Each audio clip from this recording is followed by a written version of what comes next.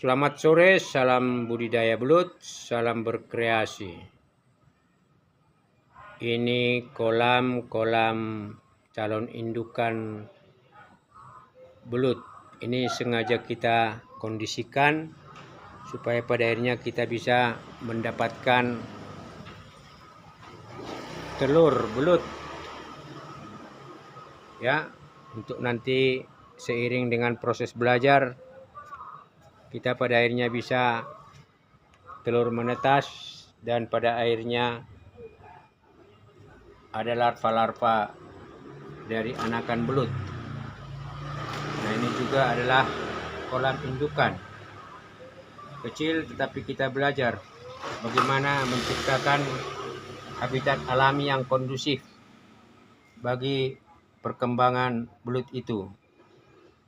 Jadi salah satu syarat atau faktor yang mendukung budidaya belut itu berkembang baik, yang pertama memang tinggi dari lumpur minimal 20 cm. Kalau di pedesaan mungkin ketersediaan lumpur sangat banyak, maka bisa lebih tinggi 30 hingga 40 cm. Dengan catatan lumpurnya memang itu harus ringan. Karena ini tanah merah, maka kita buat seperti lumpur dengan mengurangi tingkat alot, tingkat kepadatan, dan juga tingkat kerekatan tanah. Jadi kalau dia longgar, poros, maka seperti ini belut bisa membuat lubang. Nih, ya, bisa membuat lubang keluar masuk. Di pojok ini juga ada lubang. Jadi untuk mencari makan di siang hari, di malam hari. Nah, yang kedua, adanya genangan air seperti ini. Nah, untuk mendukung ketersediaan genangan air, mungkin yang statis maupun yang bergerak, kita menyiapkan stok air demikian ini. Selain pipa, selain pompa, ya, selang demikian ini. Jadi yang kedua, ada genangan air, di mana dengan adanya genangan air tersebut maka tersedia atau kita menyediakan anakan-anakan ikan cere, ikan halus di dalam kolam ini, sehingga menjadi potensi pakan alami buat belut itu sendiri di luar cacing yang berkembang biak di dalam media. Yang keempat, itu adalah adanya tanaman hidup di dalam air maupun di permukaan media budidaya belut itu sendiri. Ya, seperti ini. Jadi diandaikan habitat alam itu adalah habitat seperti di alam pedesaan, dan adanya tanaman di atas permukaan air maupun di atas media, itu juga membuat media itu sendiri menjadi longgar. Karena kadang-kadang media itu kita siram memakai air, stok air yang ada di genangan tersebut. Nah, selanjutnya adalah adanya tanaman pelindung seperti ini. Tanaman pelindung yang pada akhirnya bermanfaat untuk bisa kita konsumsi. Ya, seperti ini adalah tanaman pare yang kita tanam, dan kita sudah bolak-balik panen sejak hampir 2 bulanan lebih. Ini proses dari nol, ini kita sudah lakukan. Jadi pare ini kita sudah siapkan lanjutannya. Ini ada kacang panjang. Kemudian habis itu adalah tanaman labu putih, ya. Dan kemudian terakhir ini adalah tanaman markisa.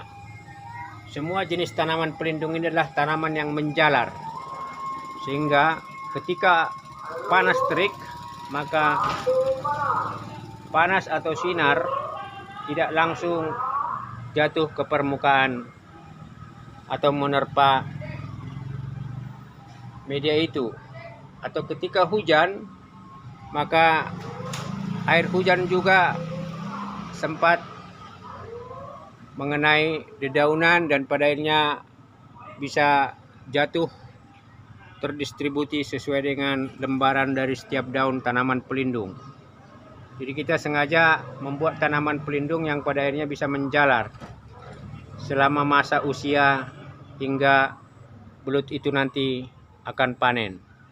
Dan memang di dalam media tanah merah kita ini kita menempatkan tanaman singkong yang kita jemur dulu sehingga kering dan pada akhirnya bisa menjadi tempat sembunyi atau tempat belut, anakan belut untuk bisa berdiam diri ya, untuk pada akhirnya menunggu proses dia bertumbuh besar.